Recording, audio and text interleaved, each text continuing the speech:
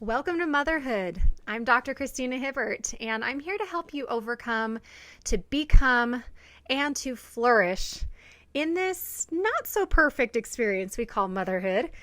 And today that's what we're going to be talking about. We're going to be talking about a topic that I have wanted to do ever since I started doing this radio show. I knew that we had to do this topic because to me, this is something that moms in particular struggle with, women in particular struggle with, but I think really moms, and that is overcoming perfectionism. And we're going to talk about the truth about perfectionism, and I'm here to tell you that, you don't have to be perfect, and in fact, there is no such thing as a perfect mom or a perfect woman or a perfect person. So hopefully after today's show, you can work on letting that part of you go if this is something you struggle with.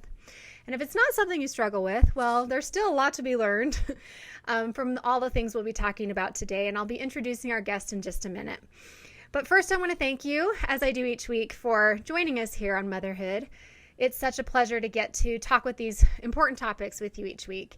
And I'm really grateful for you not only tuning in, but joining us online on my website at drchristinahibbert.com, where you can find all kinds of resources on the things we talk about each week, including my post on perfectionism, overcoming perfectionism, which you will find a link to in the description for this episode. But you can also find that on my website, as well as other tools to help you with the things we discuss.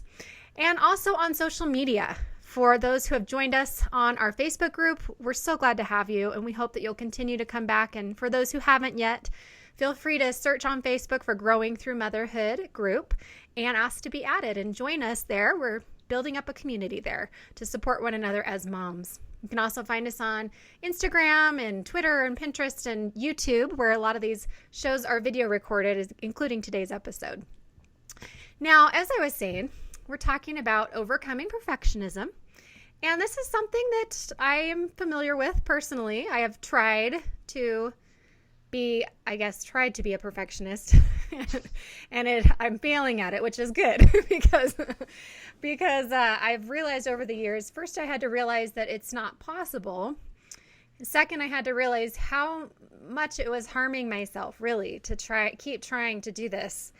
And third, I had to realize the example that I was setting for my children and what I was teaching them, that they felt, I don't want them to feel like they have to be perfect at everything in order to be valued. So we're going to be touching on things like self-esteem and self-worth today as well, because it goes hand in hand with this idea of perfectionism.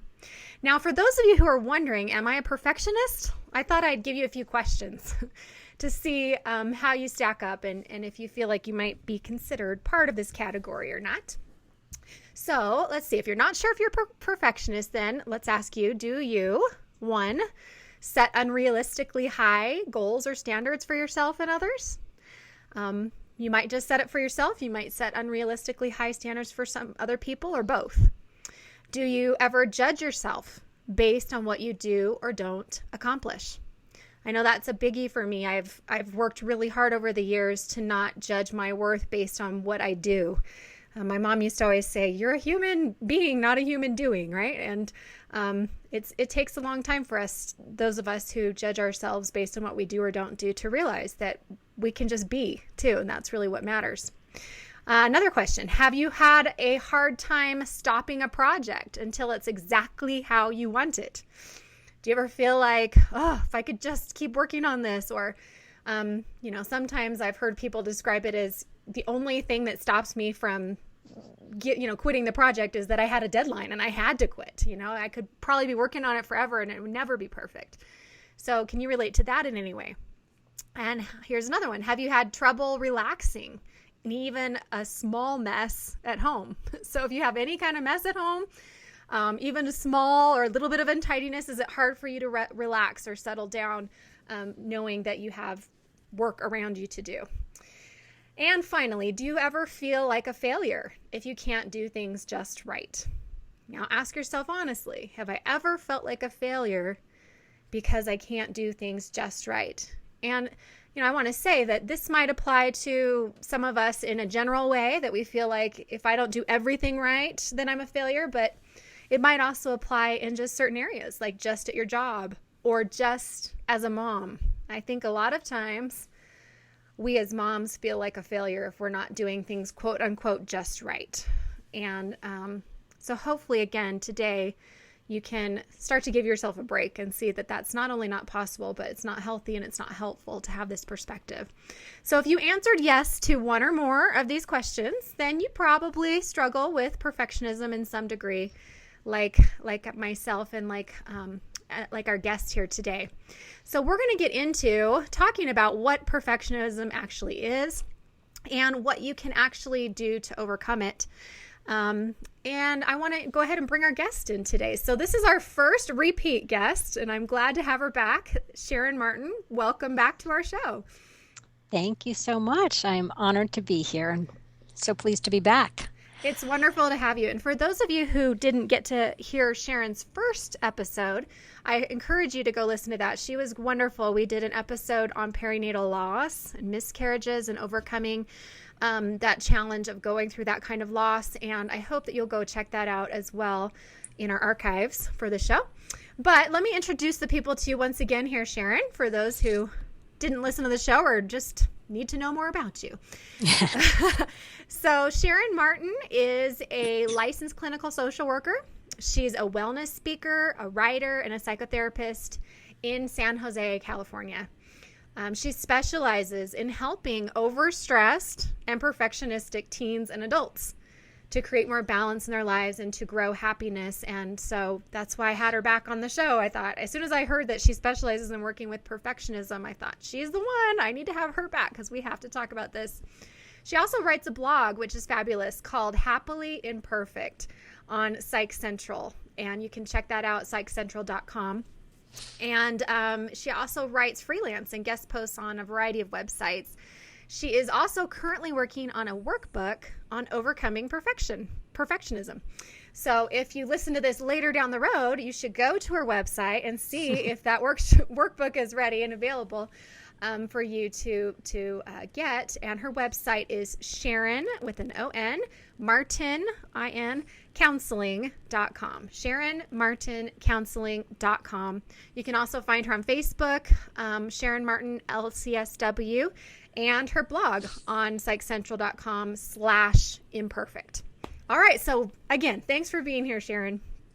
Absolutely. Okay. Looking forward to getting into this topic. I think it's like you said, it's so important and it's a big one. I definitely have, been dealing it with myself, for myself. And, I see a lot of women, some men too, coming in, but yes, definitely. I think motherhood adds another dimension for most of us, to it that, it's such an important job being a mother that, we feel, it's so important that we want to do a good job, for our kids, that I think that just sort of raises that level of, I have to get it right, or it's not just me. Now it's, these little people who I'm going to screw them up if I don't do the right thing all the time. Right. It's so true. There's the added pressure because we want to do it right. And also, I think you would agree that there's also, we see other people, quote unquote, that we think are doing it right. And there's that pressure as well as moms to make it harder in this role.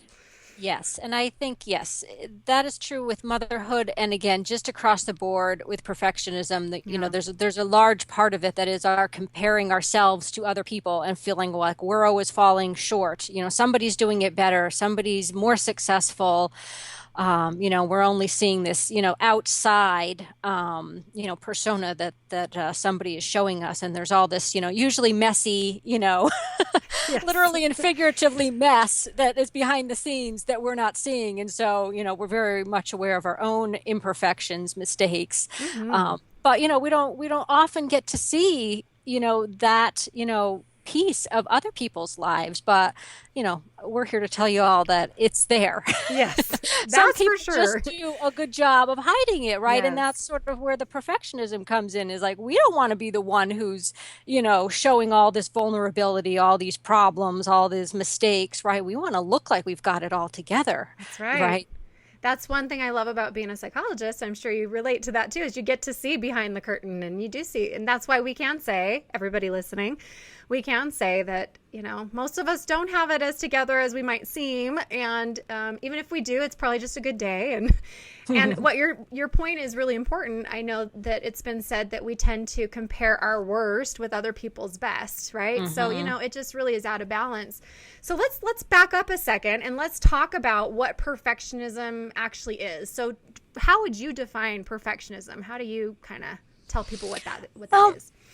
Well, one of the distinctions that I think is important to make is, that it is more than just this striving for success or excellence, right? Those are good qualities, right? And I think with perfectionism, we're really talking about taking something to the extreme here, right? I mean, it's fine to, of course, want to do your best and, like I said, be successful and accomplish things, set goals and achieve them. Those things are good. But part of it is, the motivation behind that, and thinking about when we're talking about perfectionism, it's also this need to achieve and this need to please other people, because there's this sense that if I don't, that there's sort of something lacking, within me, right? I'm not going to be good enough unless I achieve these things or do these things, make other people happy. Sort of that's a way of determining my self-worth, instead of feeling like, regardless of whether I'm successful at this project or I, win this account or I,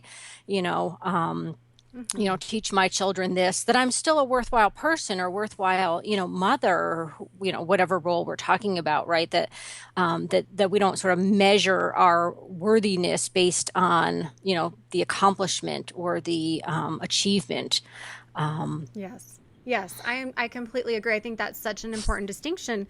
And I'm wondering, do you believe that perfectionism and high achieving people always go hand in hand? Or can you be a high achiever without being a perfectionist if you don't base your need to achieve on your worth?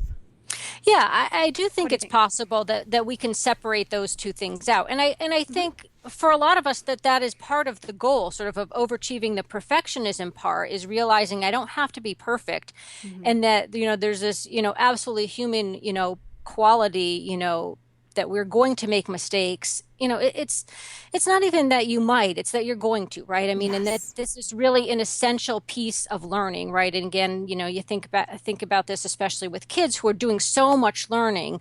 They're making mistakes, and of course they're making mistakes, because how else are they? If you never try anything, and you never make the mistakes, you don't learn anything, right? That's a very important piece of it, and so for us as adults as well, we don't want to take away, the ability to achieve great things. Of course, we want to, achieve our goals, and that's an important piece as well.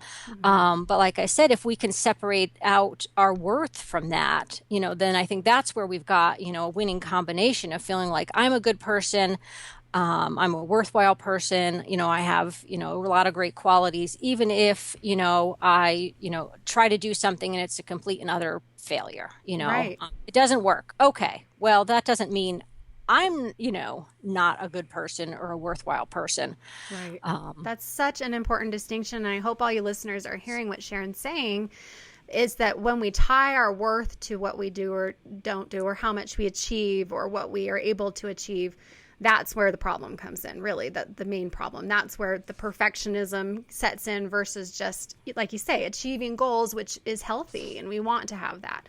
One thing that I wrote about in my book, This Is How We Grow, I wrote about this idea of being perfect, because I was wondering at this time of my life whether I was a perfectionist or not. And trying to think, am I really a perfectionist, or am I just, do I just really expect a lot out of myself without, without that being tied to my worth? And so I looked at the definition, and I was thinking, perfect, to most of us, when we think about being perfect or being a perfectionist, we think that it means, like you're saying, without fault, that we aren't going to make a mistake, or that if we do make a mistake, it means something so personal about us, and that's the problem. But to quote from This Is How We Grow, the Greek translation of the word perfect actually means complete. So good that nothing of the kind could be better, and that which has attained its purpose. So if we look at the word perfect as it was meant to be, that we can attain our purpose, that we could be, the best that we can be and be complete and whole. That's so much different than striving to be without faults or without, as you mentioned, the word failure, which to us means, oh, I'm a failure if I fail. But really, it's only failure if we quit. Those failures can sometimes be the thing that leads us to achieve our potential and become who we need to become, right? So what do you think about that? I love that. I mean, such a wonderful way of framing that. I love the idea of being complete. And such a different mindset than that idea of, there's, no flaws, no imperfections, right? I mean, because of course, I mean, if you think back, I mean, like this is what actually makes us all so wonderful and unique, and I think it's also, you got to remember the other part about, our imperfections is these are the things that we actually relate to each other about. If you think Yeah. about, your friends, the people, your spouse, the people you love to be around, I mean, do you really want them all to be perfect? I mean, those are not the people that we're really drawn to, right? I mean, we connect with people, on this humanness, right? I mean, this like, Mhm. oh, sometimes it's the pain, in the mistake or the failure there, or sometimes it's just that, oh, like I really understand you because, we both have, struggled with the same thing, right? If we were all just, oh, everything's perfect, there's really no connection in Yeah. that. So It's true. very this surface kind of relationship. And I think, if you think about the kinds of relationships that you want to have with people, you have to, be able to open yourself up Yes. beyond this, perfect exterior, and let out, some of those imperfections. That's, those, vulnerable soft spots inside of us. But those are those, wonderful pieces where we go, oh, I really get you. I can, Yes. I can understand that. Yes. I couldn't agree more. I think to me that it's that authenticity that we're looking for, and that's what this show's all about. So everybody listening, I mean, wouldn't you hate it if every week I got on this show and I just told you about everything I did right all the time? And if all of my guests, all they talked about was everything they know and everything they did perfectly, I mean, you would not want to listen because you wouldn't be able to relate. And you're right, it's like a wall that we put up trying to be perfect, versus being authentic and letting that wall open. And, to me, it goes along with that idea of, wanting to achieve and wanting to do the right thing. And, for me, I was at one point, trying to figure out, am I just highly conscientious or am I trying to be perfect? And I think there can be a difference even between that of, we want to do the right thing. But that, again, is different than feeling like if we don't do the right thing or we mess up, that there's something wrong with us. And I really appreciate what you're saying about letting that wall down, because that is what connects us. I was actually thinking, Sharon, as you were speaking, that I was remembering our last conversation and you were sharing the story of the loss that you had been through, and we were both in tears. And, I think that's probably why I feel so connected to you, because, we both shared that day. We were talking about loss and the things we've been through. And that's the realness is what makes us connect to each other. So I really appreciate that point. And I think all the listeners out there, I think you guys can all relate to that. You appreciate it the most when you see people just being real, right? Yeah, yeah.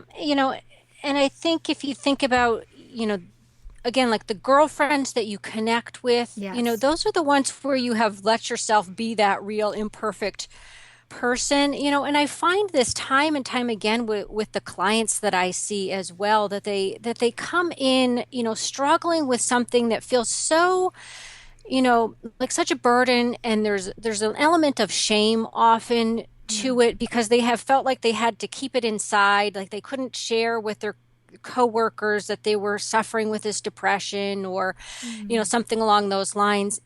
And then once I encourage them to be able to share that with some people, you have to be mindful of who you're going to share it with, of course. But Yes.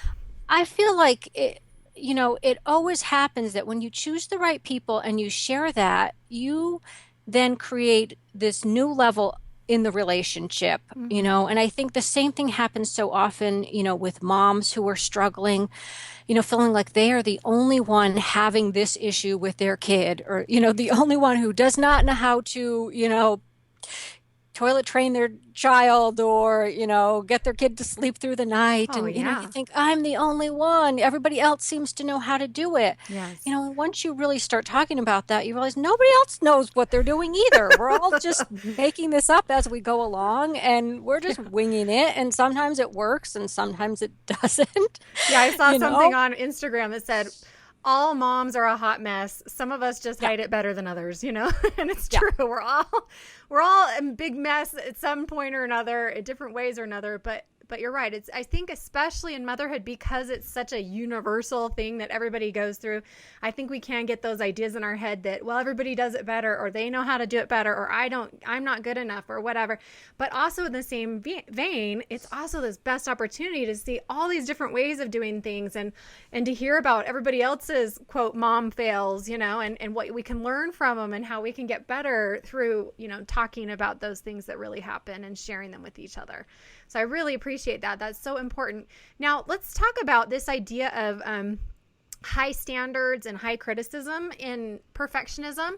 One thing that I was going to mention is, a lot of people think that perfectionism means that you are striving to be your best, like you said in the beginning. And I wanted to emphasize that point again. But perfectionism really is trying to reach an unrealistically high standard that can never be reached. And it's also, again, seeing your mistakes as that evidence of your unworthiness versus healthy striving, which is, setting high but achievable goals and realizing that, we're going to make mistakes in part of the process. So you kind of break it down into high standards and high criticism. Tell us a little bit about that. Yeah, so there's sort of four, well, maybe two, Yeah. two pieces of this with two subparts anyway. Gotcha. Yes. Um, Four total. for perfectionists, you can have any combination of these be true for you. So there's within high standards and high criticism, it can either basically be, internally or externally focused, right? So, if you have very high standards for yourself, and I like your point about, yes, they need to be realistic and yet high, but if you have created these standards internally for yourself, there actually can be an element of that can be quite motivating. And so that's actually a healthier, part of having high standards. Where it becomes more problematic is where this feels like it's externally imposed upon you. Somebody else has these high standards and you feel you have to live up to them. Right. So whether that is, a parent, or a manager, a boss at your job, or just like one of mine that I had to work on was feeling like I have to be super fast in the grocery line, or I'm being rude if I'm not, or, following the rules or turning right. I used to turn right when somebody was waiting behind me to turn right when I didn't want to go right, but I felt like I didn't want to block their way. So that's like externally imposed high standards that are unrealistic and ridiculous. I don't do that anymore, but when I was in my 20s, I did that a few times. Yes, but to your point, I mean, there is an element here of, what I just call as, people pleasing, right? Yes, That's part of right. this too, Yes. right? Is that Yes. we want to make other people happy with our achievements. Yes, that's right. And like I said, I mean, often this is, starts, when we're kids with parents who have really high expectations for us, or teachers, or just society at large. There are definitely certain expectations that we take on, I think, particularly as women, especially all of those ideas, motherhood, and then I think around physical appearance, Yeah. beauty, thinness, those kinds of ideas can definitely play a piece into this as well, into thinking like you have got to look a certain way. There's an expectation of how much you should weigh or what you should wear, those kinds of things. And these external expectations tend to be demotivating, right? Yeah. That's not very motivating for us to feel like we have to do something, be something, achieve something that's not coming from within us, that we don't really, that's not really what I want to be doing, but I feel like I need to make you happy, and Right. do this certain thing. And I want to say that this reminds me a lot what you're saying. So we have these high standards, either self-imposed or that come internally or that come externally. It reminds me a lot of what I like to talk about with self-esteem and self-worth, that, self-esteem tends to come externally based on how we are with other people, what other people think of us and how we act and all that kind of stuff versus, having that internal knowing of who we are and loving ourselves that has nothing to do with anybody else but ourselves. So to me, it's kind of reminding me of that as well. And I think that, perfectionism does have a lot to do with self-esteem and self-worth also. Wouldn't you agree? Yeah, absolutely. And I think that's, one of the core underlying pieces of it, right? And that's, when we talk about trying to move beyond some of these things that are bogging us down, ultimately it comes down to, feeling worthy and good about ourselves, regardless of what we are doing or achieving or, how we're behaving, right? That's just an internal state of being that I am a worthy person, regardless of what I do or don't do. Right, exactly. So we have the high standards, and then we're kind of getting into the high criticism. So tell us about the two elements of high criticism in perfectionism. Right. So definitely one of the hallmarks of perfectionists is that we are very critical of ourselves, right? And I think it falls right in line with, what we're talking about here, that, a sense that I have got to live up to these unrealistic expectations, regardless of wherever they are coming from. I feel this need to attain these things, do these things. And then whenever I fall short, which is going to be often because they are unrealistic, I am going to be very hard on myself and just beat myself up, make myself feel even worse. So again, you can see where this now, creates even, more negative feelings, less motivation, right? Mm-hmm. It is not helpful for us to make ourselves feel worse about the things that we, in our perception is we're failing or falling short on certain things, right? Mm-hmm. So that's one element of it is the, again, sort of the internal criticism. And then the other thing that often happens is that we can often have very high expectations of the, other people in our lives or people and situations around us, right? And I feel like this is an element of wanting to feel some sense of control. It's also having these high expectations of other people.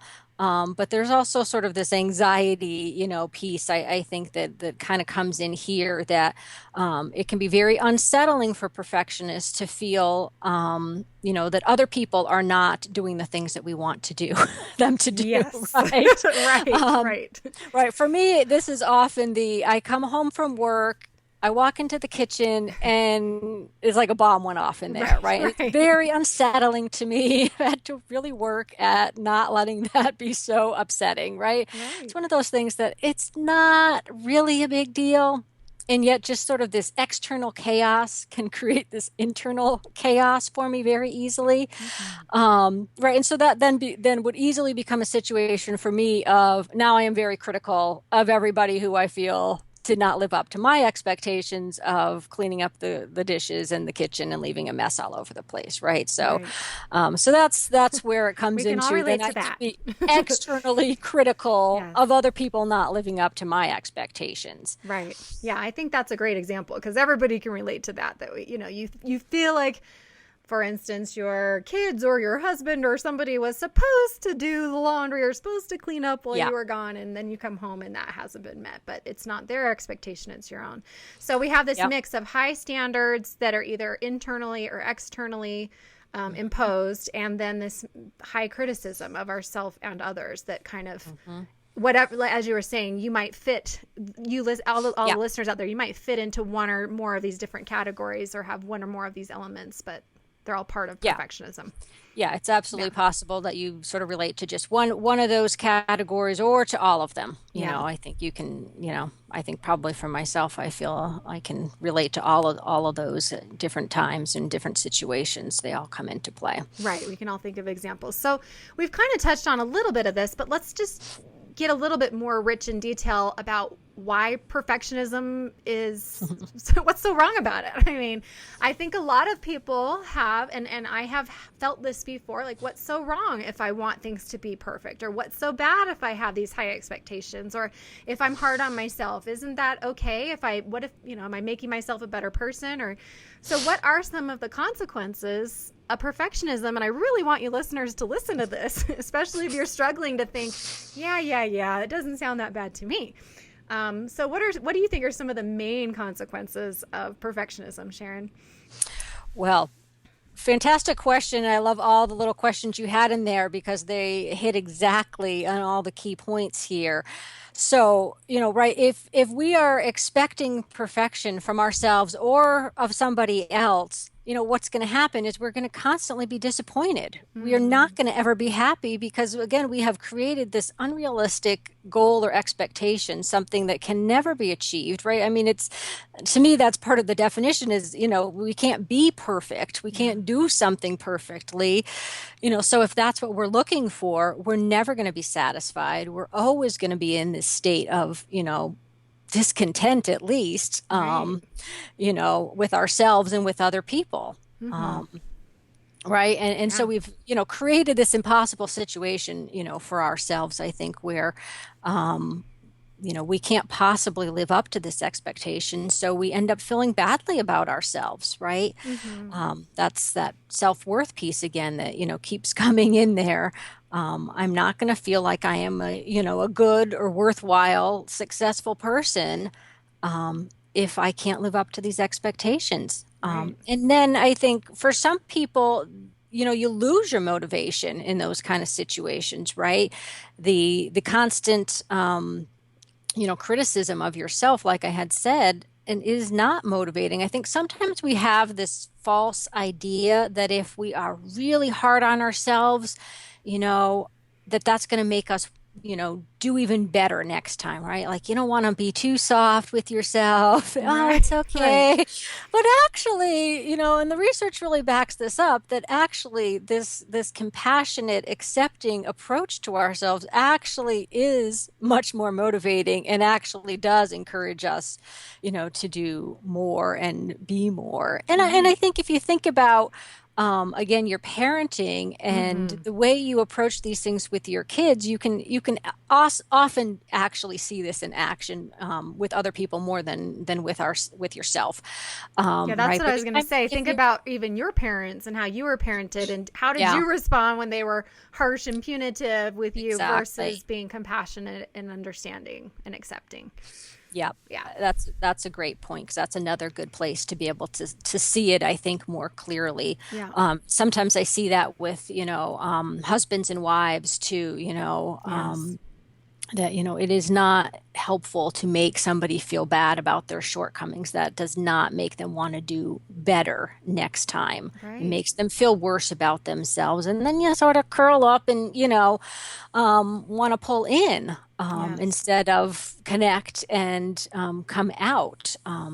Such an Yeah, important point. I want to emphasize that. So, for everybody listening, I hope you heard that it doesn't help to be harsh and punitive with our loved ones. And it doesn't help to do that with ourselves. It does right. push them more away. And like you're saying, Sharon, make them want to retreat or withdraw versus wanting to connect with you. And the same goes for yourself. You're going to want to retreat from yourself if you're being harsh and punitive and not really want to open up or so it definitely can impact our relationships as well as how we Yeah, feel about ourselves. yeah.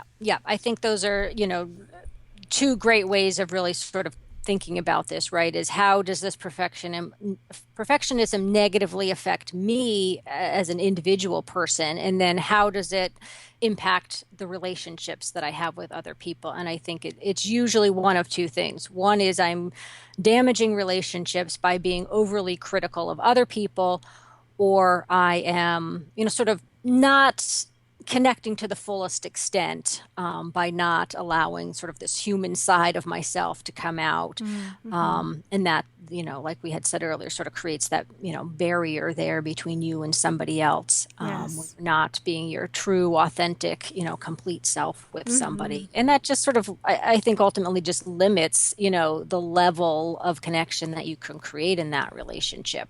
Yeah, I agree. Um, I agree. And one thing that I think, and I'm, you can tell me what you think about this, but I work mostly with women, and yes, sometimes men, but women's mental health is kind of my expertise. And I find that, most women don't come in for perfectionism, but they come in for underlying issues like depression. And you mentioned anxiety, which anxiety and perfectionism tend to go hand in hand big time, right?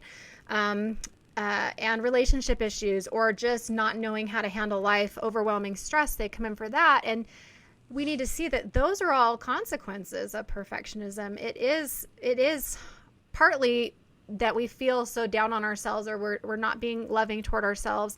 It is partly that maybe our relationships get strained because we expect too much out of other people and we're not able to let go like we need to. And also, it's also that kind of high pressure situation and anxiety that goes along with it all the time can actually lead to or cause mental health disorders or exacerbate existing conditions that are already going on, as well as obviously physical health concerns like, like stress related issues and backaches and muscle pain, all these kinds of things. And that's the problem with perfectionism. It's that it's not actually what it appears to be. And we talked earlier about, being real and authentic. And one thing that I once wrote was that perfectionism is a false exterior that covers up other deeper issues. It's a mask. Yep. What do you think about that? Yep, completely agree. I think, again, nice way of putting that. Yeah, like we were saying, I mean, that it sort of creates this, exterior that looks like everything is okay, but underneath there are often a lot of different things going on. Mm-hmm. I often hear folks also, with headaches or insomnia, I would say is another big one. I think this is often, it's related to anxiety, and perfectionism often is this sort of difficulty sort of turning your brain off. It's just thinking about things. And again, I mean, you can kind of get that feeling of it. There's that level of stress that's always there, this pressure, that either you're, putting on yourself or you feel somebody else is putting on you. Mm-hmm. But absolutely, like you were saying, I mean, it just, it also feels just like this weight, I feel like, kind of dragging you down. Like, I can't get out from underneath this, big boulder, that's on top of me. Mm-hmm.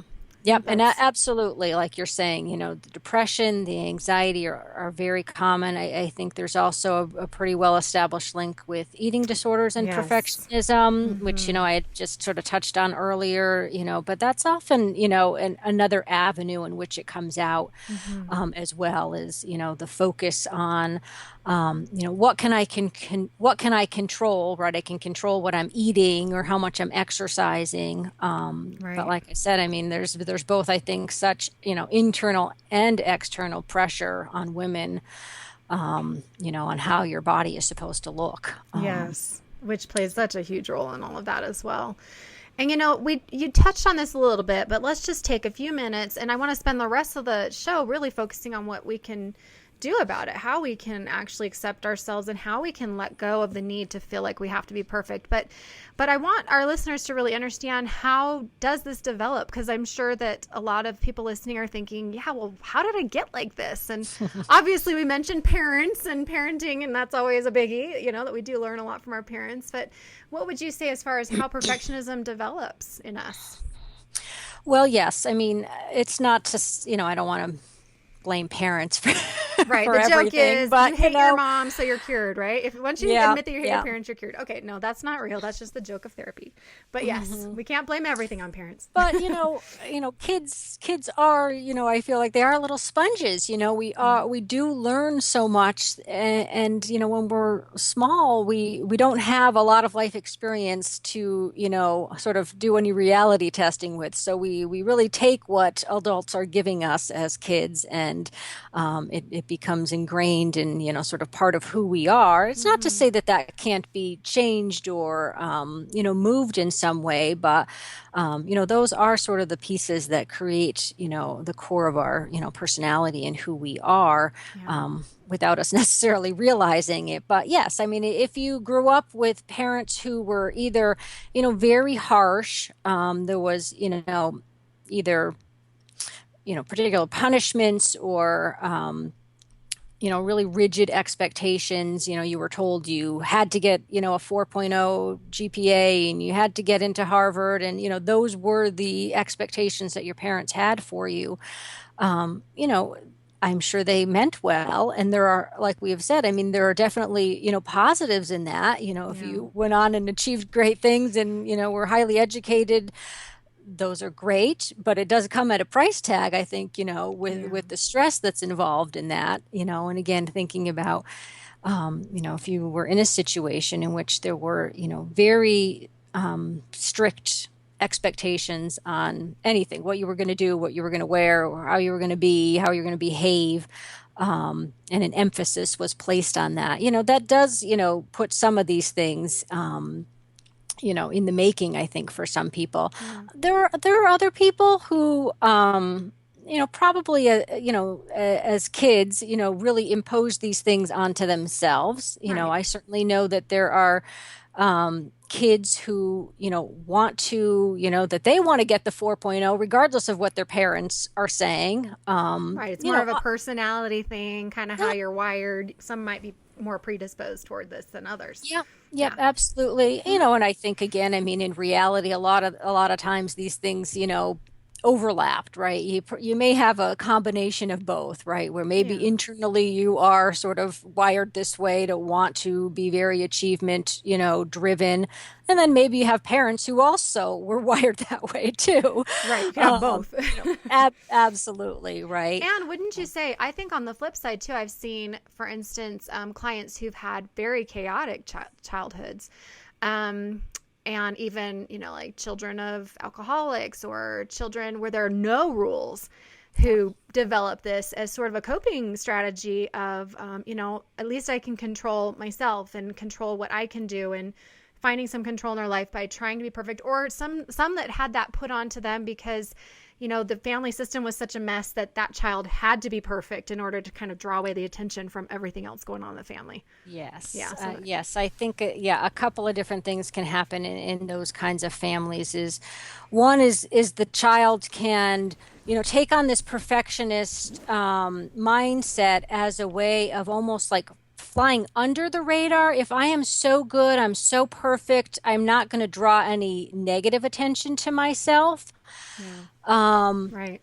and that can be one of those coping mechanisms that, I'm just going to be the best person I can be, the best kid I can be. And then nobody will have anything to criticize me on. Yeah.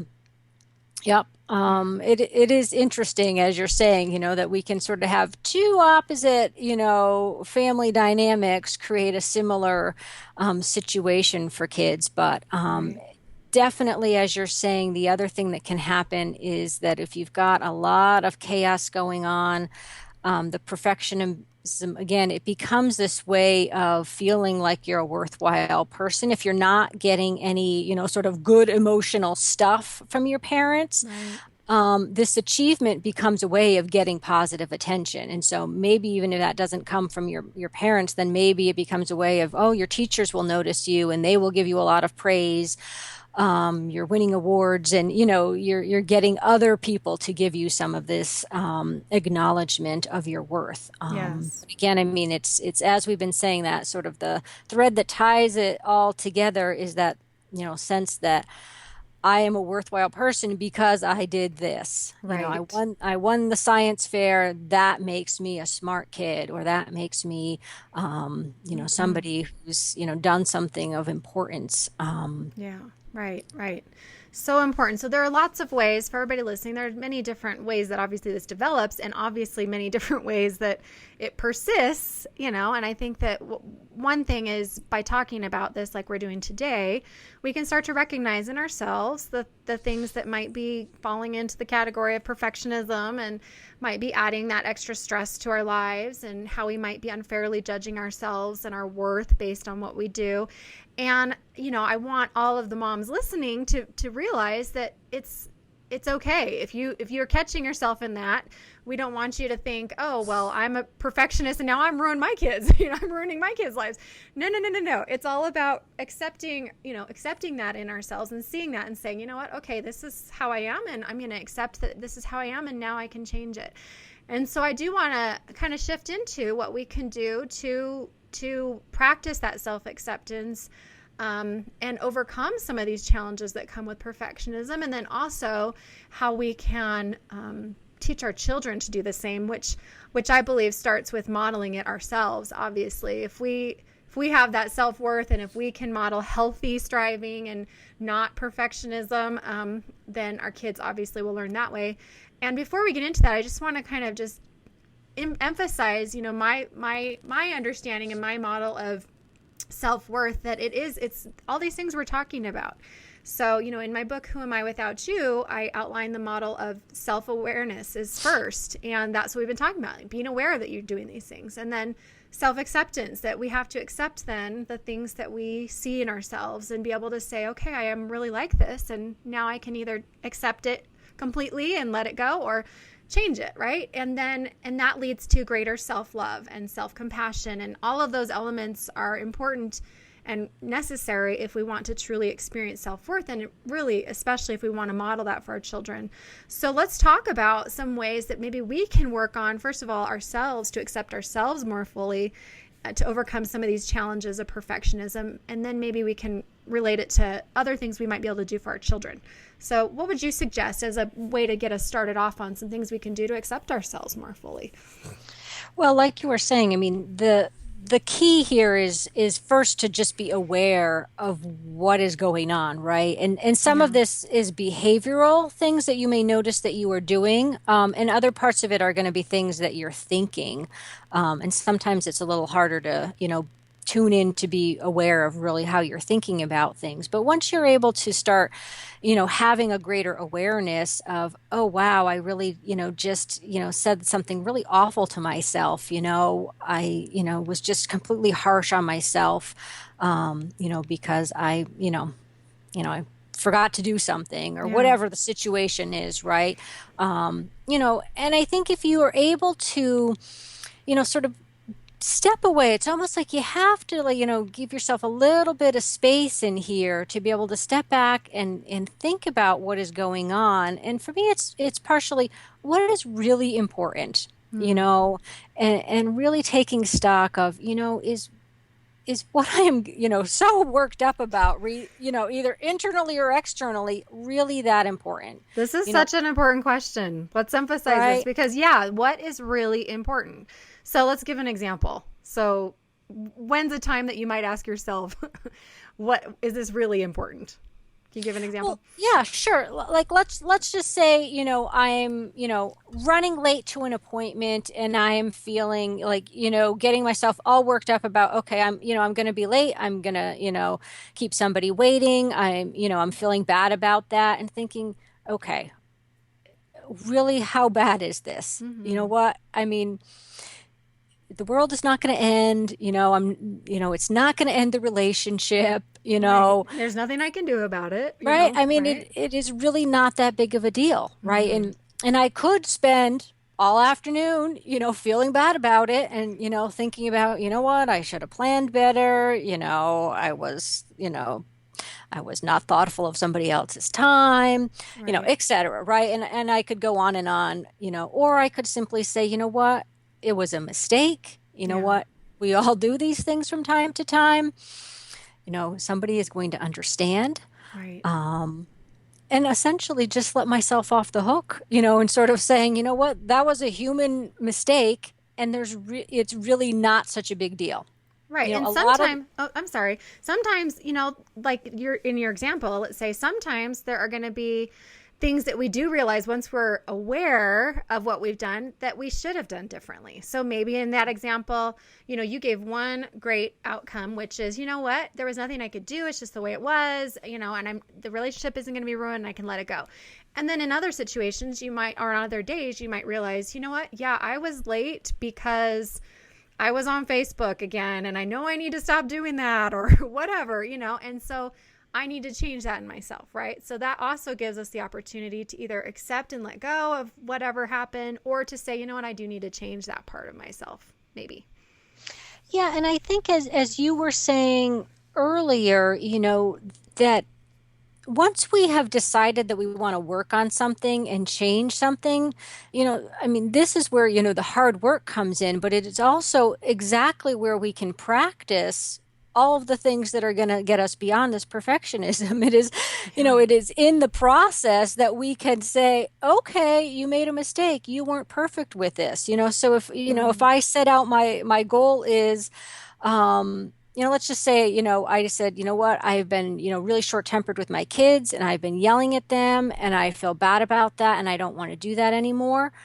But you know what? Even once I have gotten to that point, I am not going to be perfect in that goal, Yeah. right? And Right. so I can either That's right. then turn it inward and, beat myself up about every time I lose my temper with them and feeling like such a bad parent over that. Or I can say, you know what, you're trying. You know Yeah. what? It doesn't mean I'm going to say, oh, either I'm incapable, I'm just going to give up on that goal. Um, or it's not important because it is like that. I mean, I feel like the stakes are higher in it, with this example, right? Yes. Right. Right. I really don't want to be yelling at my kids. But you know what? Probably I'm going to do it from time to time. I'm Right. probably not going to be perfect and never yell at my kids again. All right. And so if I have also set that up in my mind that way, again, I'm going to continue to, move for progress. And this is actually, one of my favorite little, slogans. And I think it, they use it in AA, which is progress, not perfection, which I think Mm. is, Mm-hmm. such, a great mindset for us to have is that I'm going to keep working on it. I'm both not going to expect perfection. And when I'm, fall short on my goal, I'm going to, step back and say, okay, let me look at this. Let me figure out what happened. How can I do better next time? It's Right. ultimately, it's like, where's the learning in this, right? And this is, Yes. where we really want to be with this is thinking about all of the mistakes that we make are opportunities for us to learn. They're Yes. opportunities for us to grow, right? If we never made any mistakes, you probably wouldn't be learning a whole lot either. Because I don't know too many people who just decide to do something and just do it perfectly right off the bat, right? I mean, it's Yeah. it's a process, and I think anybody who has achieved great things in their life will tell you that this came after mistake after mistake after mistake, right? Whether Oh it's yeah. somebody's running a big company and they had failed products, before they got the, iPhone or whatever they Yeah. finally, Right. created that was the it, right? Yeah. Is that's not, for most people, that's not the first thing out of the gate that they have done, right? They have had Yes. various other attempts that, they didn't go so well, but they learned something, which they applied to, getting, to the great success that we see at the end and think, oh, yeah, look how successful that person is, right? Yeah. Yeah, So well, there this was is a lot of like mistakes. absolutely, and you're right. I think every quote unquote successful person in whatever area will tell you of all their mistakes or all the ways that they quote failed or all the times, like for instance, writing a book, like how many times were you rejected and how many times were you told you can't do it. Right. But the trick is again that success. We need to redefine success for one. Into being, that we keep on working toward it. And I appreciate you saying that it is hard work when we decide to change something and that is part of the process of learning to accept ourselves is continuing to say, oh, okay, I see that I need to change this. I'm going to work on it. And I can accept that, that I'm going to make mistakes and that it's not going to go perfectly. And that's normal. And that's not only okay, it's healthy. It's the way that life is.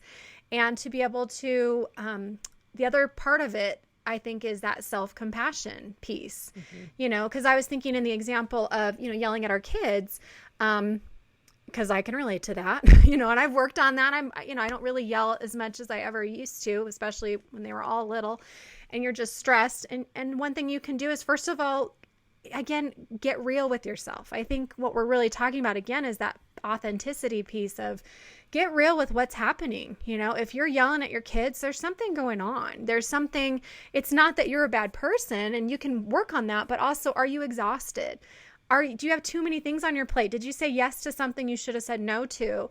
Do you need a break? I mean, there's all those things. Mm-hmm. And then also to be able to have that compassion that when we do mess up, like we're going to be able to get real and say, I messed up.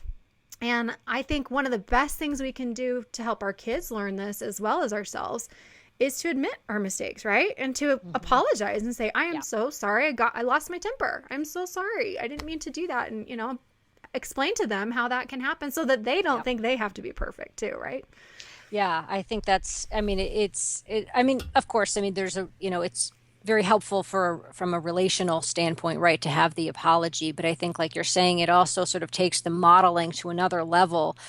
Right. I think what we want to Yeah. do is not just model it with our behavior, but also really be talking about these things with our kids, like you're saying. And that's such a nice example of being able to say, you know what, I've been really trying to yell less, but I made a mistake and I messed up and I lost my temper with you and I'm so sorry and I'm going to Yeah. continue to work on that. And here's what I learned from that. I learned that I really need to,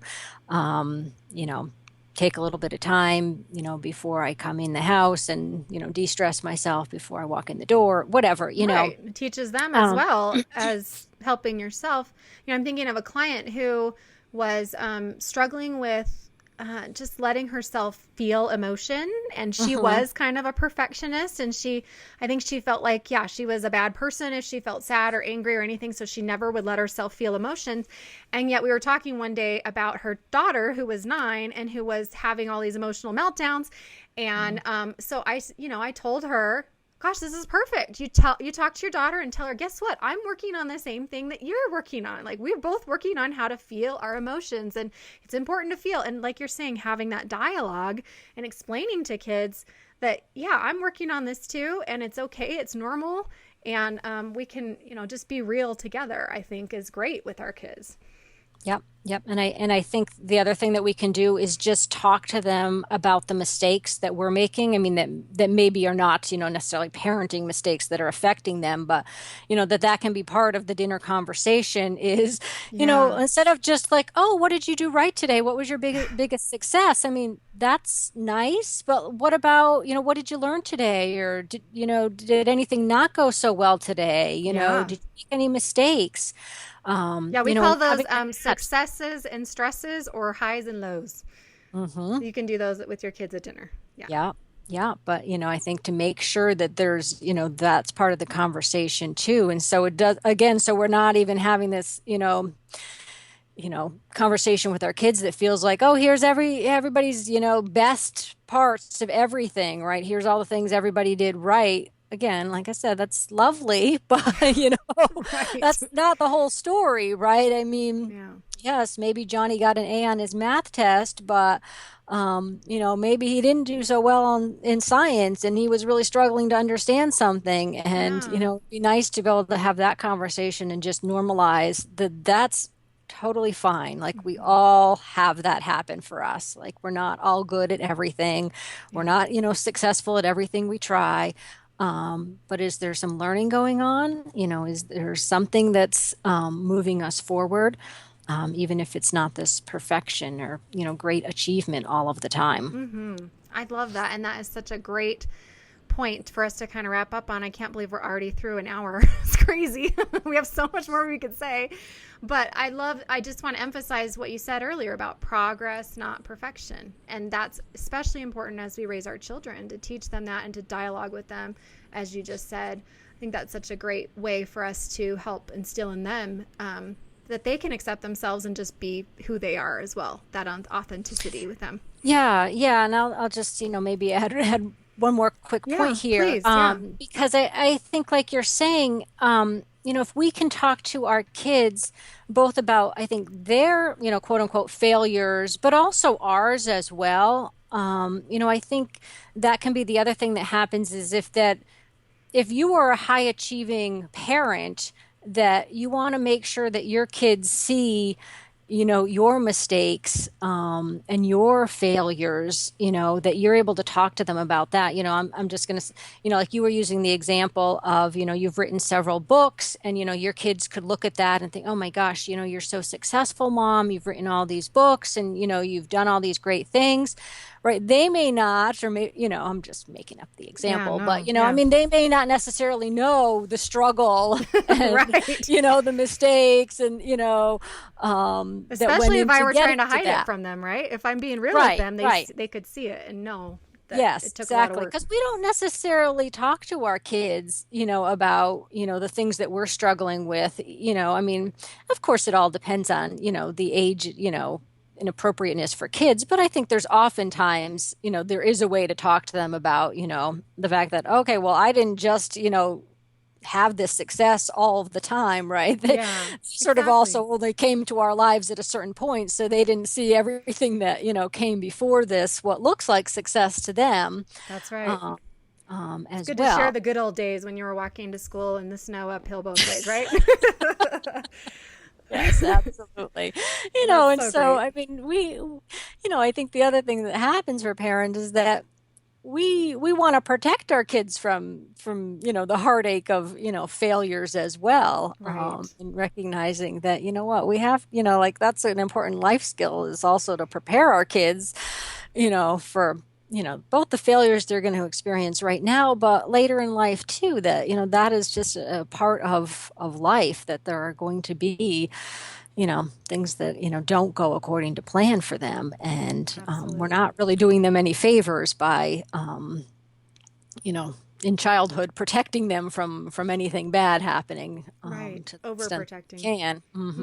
Let them Yeah, experience life as well. So that's so yeah, great. And I'm glad you got to share that last point, because it is really important for us to teach our children these things. And I think in order for us to teach our children, again, we have to believe them ourselves, really. I mean, we can try to teach them, but if we're not following the same principles, um, of, it's okay to fail, then it's going to be hard for them to really want to listen. But it's okay, again, if we're struggling with that, to teach them, what, it is okay to fail. And that's something I'm working on. I've always struggled with that, but, I'm working on that. So, yeah, again, just being real. I think it goes back to try to be just who you are and be real, and be able to, be aware of what you're feeling and be accepting of what you're feeling, and then love yourself through it and love your kids through it as well, instead of absolutely. the perfectionism. So thank you so much, Sharon. Just before we end, I just wanted to add one last tip as part of my simple solution segment, and that is on expectations, which we were talking about earlier in the show. And just one quick strategy to help any of you who are wondering,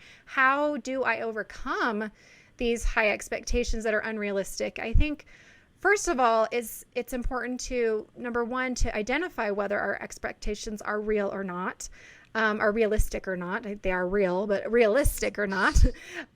If they are realistic, if it's something that, yeah, this might be a high expectation, but I can achieve this with some time and work and effort, that's great, And if it's not, then we need to sort of change that. And one way to do that is to look at the reality of what's going on in your world versus the expectation, especially when it comes to other people. I'm thinking back to that example of, we expect our partner to have the kitchen clean, but we never told him to do that. So if we didn't tell them, hey, I expect the kitchen to be clean when I get home, then we can't really be upset if they didn't read our mind and do it. So I Mhm. encourage everybody to take your expectations and challenge them one by one, and compare it to what's really going on in reality, and when they're not realistic, to then let yourself change that expectation. And it's okay. That's not a failure. In fact, that's a success, because it's part of that personal growth that Sharon was just talking about, that we're all trying to achieve here. So thank you again, Sharon, for being here. And I hope everybody, you'll go visit Sharon on her website, which is SharonMartinCounseling.com, for all kinds of resources, and look out for her workbook that'll be coming soon on overcoming perfectionism, as well as check out her blog on psychcentral.com/imperfect. It's called Happily Imperfect, and it's a fabulous blog all about the things we've been talking about today. So for all kinds of other resources, check that out. And I also would love you to check out my book, Who Am I Without You, which is really a guide on how to build self-worth, which is at the core of what we're talking about today. So the things that I was talking about with self-acceptance and self-awareness, all of that's in Who Am I Without You. And it's a great tool as well to use with your children, with some practical advice and suggestions and exercises that you can do with yourself and your family. So until next time, I hope you will all choose to grow through motherhood, and choose to grow through your times of imperfections, because we all have them, and it's just the way life is. And it's a whole lot better to grow through our challenges than to just go through them, and to do it together as we do each week here on Motherhood Radio. And we'll see you next time, everybody. Bye-bye.